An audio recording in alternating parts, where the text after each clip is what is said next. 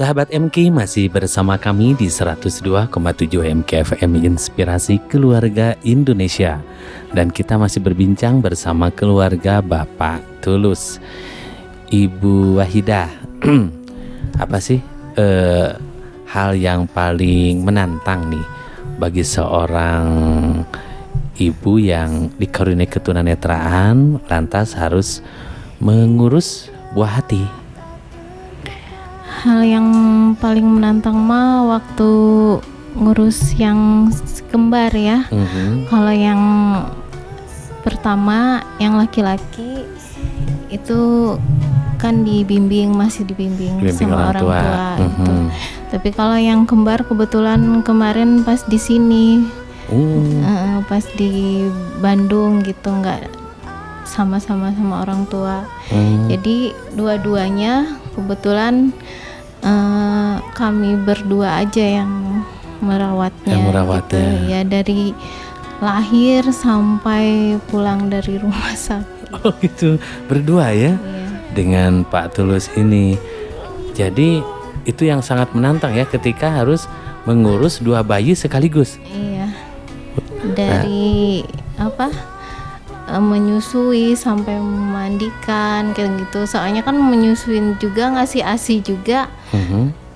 Kan harus berdua ya. Dua-duanya kadang yang satu pengen, yang satunya juga pengen gitu. Jadi dua-duanya pengen tapi kita nggak bisa dua-duanya ya. Iya. Ada susah. Berarti yang satunya di mana, digendong sama bapaknya?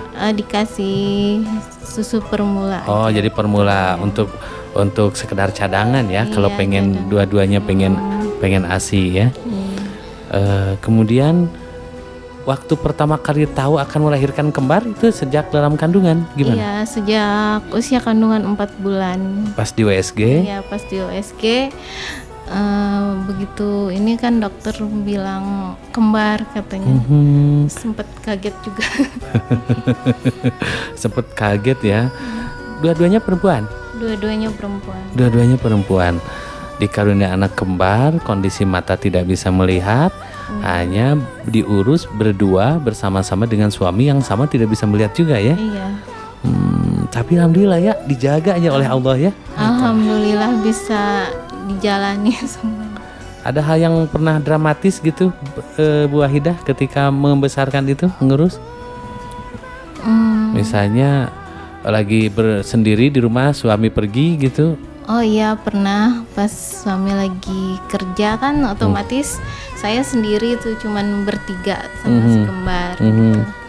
Ya pernah pas yang satunya lagi pipis gitu ya, lagi ini, yang satunya udah selesai, yang satunya lagi yang satunya diganti. Coba yang satu nangis, coba harus ganti yang ini gitu ya. Jadi kawur istilah bahasa Sundanya ya. Lagi mengganti yang satunya nangis kan gitu. Terus mandiinnya juga kan gitu, untuk masih bayi. Yang paling repot kalau udah pada bisa bergerak semuanya ya. Iya, kalau sudah bisa merangkak ya kayak gitu. Aduh, mana kudu diudagen. Jadi pernah pas waktu memandikan, yang satunya udah selesai kan, udah di baju kayak gitu. Yang satunya malah merangkak kemana-mana dia pergi. Jadi bingung mau nolong yang mana gitu. Yang satunya masih dimandiin, posisinya masih di tangan kita. Yang satunya udah lari kemana kan, mau itunya berhenti mandinya juga, kasihan dia masih takut kedinginan. Yang satunya takut jatuh kemana. Apalagi kalau tidak berbunyi ya, kita sangat kesulitan. Untungnya kalau masih merangkak, masih suaranya masih kedengeran. Kecuali dia diem di mana gitu, pernah teh? Pernah. Misalnya dipanggil-panggil nggak nyaut gitu. Iya, sering. Saya juga gitu teh. Manggil anak, dipanggil-panggil nggak nyaut, tau-taunya keinjak aja kan. Katangannya. Pernah Pak Tulus? Ya, pernah. Pernah ya. Jadi Pak Tulus pernah punya pengalaman dramatis apa tuh terhadap anak tuh? Kalau saya justru jadi ceritanya saya memandikan. Mungkin yang satu karena udah selesai, mungkin kita nggak tahu bahasa anak ya. Mungkin dia pengen bantuin saya. Jadi basuh 2 kali manehna udah mandi itu jadi pengen mandiin kembarannya. jadi bolak-balik mandi deui kan gitu. Jadi ketika anaknya satu udah beres, yang satu lagi dimandikan, ternyata yang beres nyamperin lagi atau jadi kudu mandi 2 kali. Nah, itu dia. Itu juga pernah nggak jarang terjadi itu teh. Pernah. Pernah nggak ke misalnya Teh Wahidah anaknya tuh hilang satu, misalnya hilang teh kemana gitu, atau nyarinya sehingga kita sempet panik gitu, pernah panik? Oh ya pernah, pas sudah gede gini justru. Waktu bayi mah enggak, waktu udah gede gini pernah diajak ke warung bareng dua-duanya. Terus? Gitu, terus malah tempat yang ramai kan jadi bingung gitu. Yang satunya kemana, yang satunya kemana, malah menangkap anak orang. Anak udah 2, anak orang masih ditangkap ya kadang-kadang. Ya itu salah katanya, itu bukan anaknya. Itu kealamin ya. Loh, itu makin kaget atau kita digituin tuh ya. Aduh, terus anak saya mana kan gitu. Itu kejadian sama Bu Wahidah ketika saya sama istri di tempat pembelanjaan tuh. Jadi beriringan, istri saya duluan gitu kan. Saya dituntun oleh yang paling gede.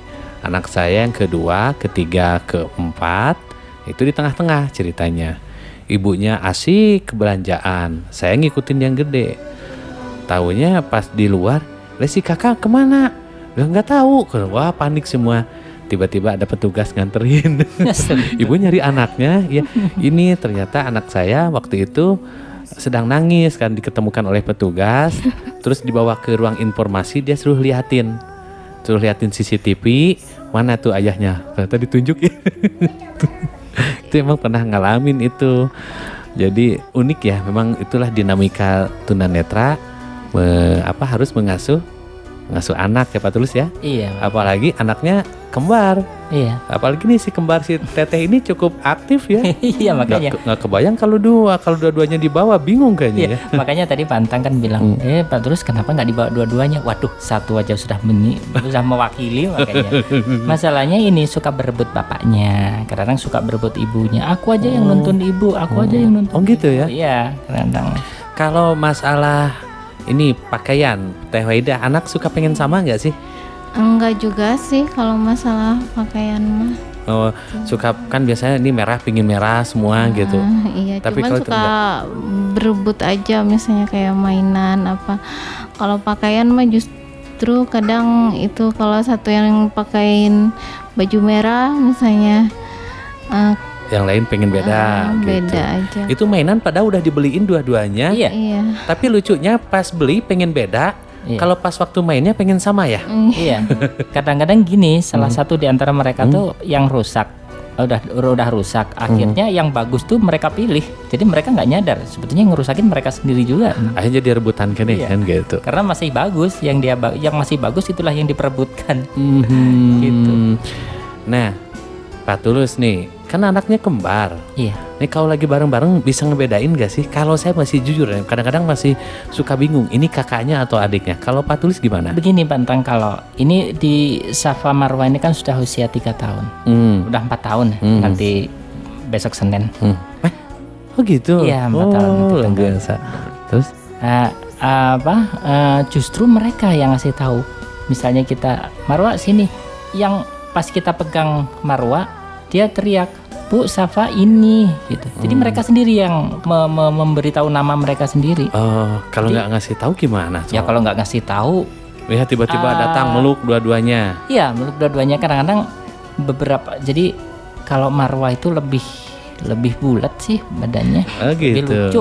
Jadi lucu. dari rambutnya tuh juga kami punya bisa menandai sendiri. Tapi harus diraba dulu.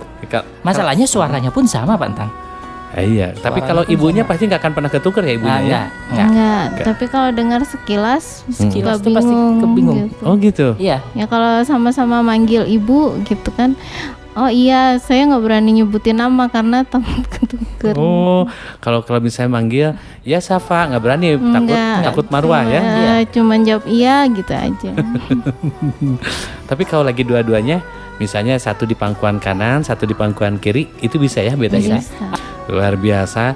Pasti nih terutama bagi seorang ibu punya tantangan yang sangat luar biasa ketika harus mengurus membesarkan anak ya.